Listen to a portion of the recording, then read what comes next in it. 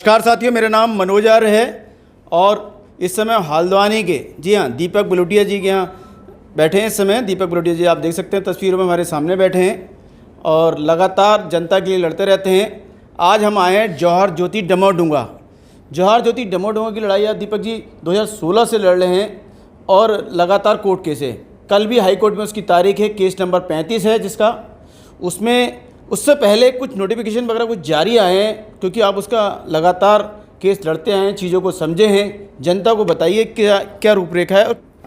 देखिए, डमोडूंगा जौहर ज्योति का जो प्रकरण है, मैं थोड़ा विस्तृत पे आपको बताना चाहूँगा। 2016 में जब कांग्रेस की सरकार थी, 20 दिसंबर 2016 को एक अधिसूचना जारी हुई और उस अधिसूचना के माध्यम से सर्वे करने के लिए बोला था और रिकॉर्ड ऑपरेशंस के लिए बोला था। सर्वेक्षण एवं अभिलेख क्रियाओं के अधीन रखा गया था, यानी कि वहाँ पर सर्वेक्षण हो और अभिलेख क्रियाएं संपादित हो, यानी कि रिकॉर्ड ऑपरेशंस, यानी कि बंदोबस्ती की प्रक्रिया शुरू की जाए। तुरंत दिसंबर के बाद फिर 2017 में चुनाव हुए और भाजपा की सरकार आई और भाजपा की सरकार ने उस पर कोई काम नहीं किया, ना ही सर्वेक्षण कराया और ना ही रिकॉर्ड ऑपरेशंस कराए।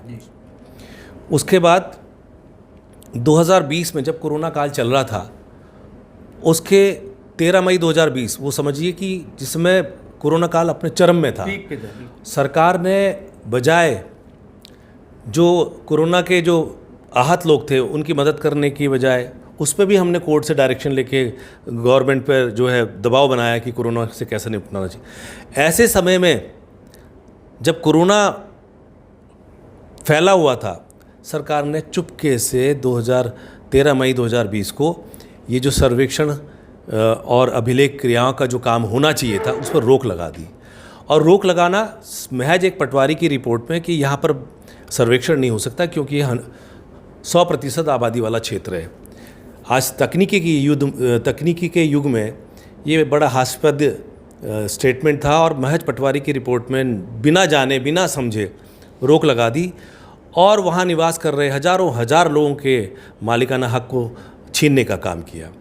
उसके बाद हमने तुरंत बाद उसके जब हमारे संज्ञान में ये अधिसूचना आई, क्योंकि इन्होंने बड़े गुप्त रूप से इसको किया, 2-4-6 महीने बाद हमने इस मुद्दे को उठाया और लोगों को जागरूक किया कि किस तरीके से इस सरकार ने आपसे मालिकाना हक छीनने का काम किया।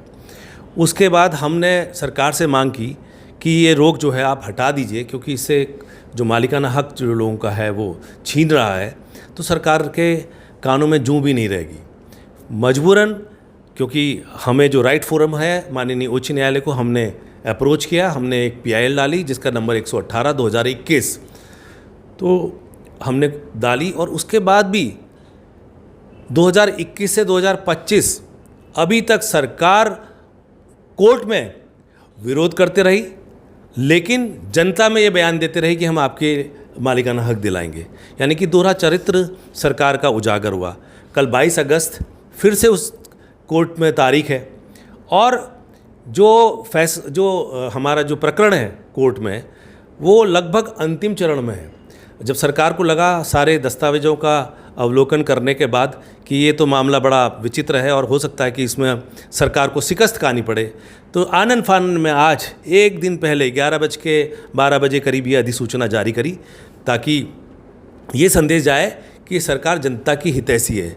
मेरा सवाल है, यदि इतनी जनता की हितैषी थी तो 2016 से 2025 तक इन लोगों को क्यों उनके अधिकारों से वंचित किया? क्यों कोर्ट में जो है हमारे जो खिलाफ जो है लड़ती रही? हम लड़ाई लड़ रहे थे मालिकाना हक की और सरकार वहाँ पर विरोध कर रही थी। तो दोहरा चरित्र सरकार का सामने आया।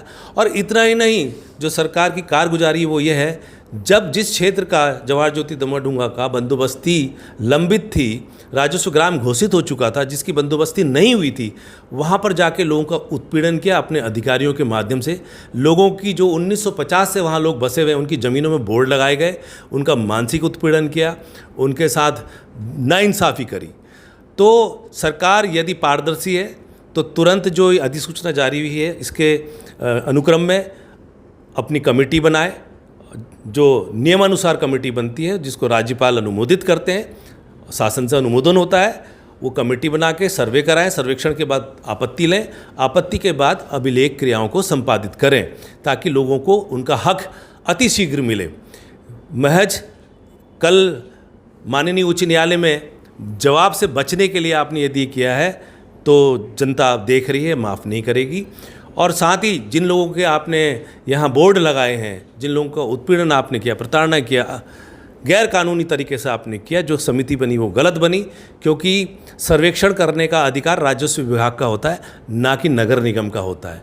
तो मेरी मांग है आपके चैनल के माध्यम से, मैं आपको साधुवाद देता हूं कि आप इस प्रकरण को उठा रहे हैं जनता के बीच में, ताकि जनता जागृत रहे कि किस तरह से उनके हक छीनने का काम, 9 साल से उनको वंचित रखने का काम इस सरकार ने किया है। दीपक जी, कल कोर्ट में तारीख है, कोर्ट जो केस नंबर है 35 है, यानी कि करीब लंच के बाद उसकी, जिस तरह के आप बता रहे हैं, आपने संकेत दिए कि कल शायद कुछ बड़ा फैसला आ सकता है। और सरकार ने आज 11:32:33 पे जो ये अधिसूचना जारी की है, और उसको देखिए, सरकार ने दस्तावेजों को देख लिया था, कहीं ना कहीं उनको पता था कि उनका जो पुर है, और कल माननीय न्यायालय के सम्मुख उनके पास कोई जवाब नहीं है, और इसलिए उन्होंने आनन फानन में एक दिन पूर्व जो है ये किया है। लेकिन जो भी है ये जनता के हित में है, हमें खुशी है, हम बधाई देते हैं जवाहर ज्योति दमोह के वासियों को कि उनको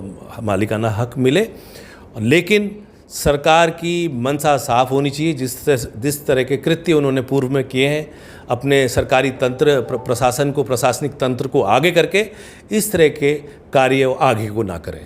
तो भैया, आपने देखा कि दीपक बलूटिया जी कांग्रेस प्रवक्ता हैं और लगातार लोगों की लड़ाई लड़ते रहते हैं। जौहर दमोह डूंगा की लड़ाई करीब 2016 से लड़ रहे हैं, और कल इस पर फैसला आ सकता है, उम्मीद जताई जा रही है, क्योंकि सरकार ने आज नोटिफिकेशन जारी कर दिया है 11:32:33 पे जो जारी किया गया है। दीपक जी का भी मानना है कि सरकार ने घबरा के ये, क्योंकि फैसला आ सकता है, तो ऑलरेडी एक दिन पहले ये जो नोटिफिकेशन जारी किया है, तो ये इनकी थोड़ी जीत के रूप में भी इसको आप समझ सकते हैं।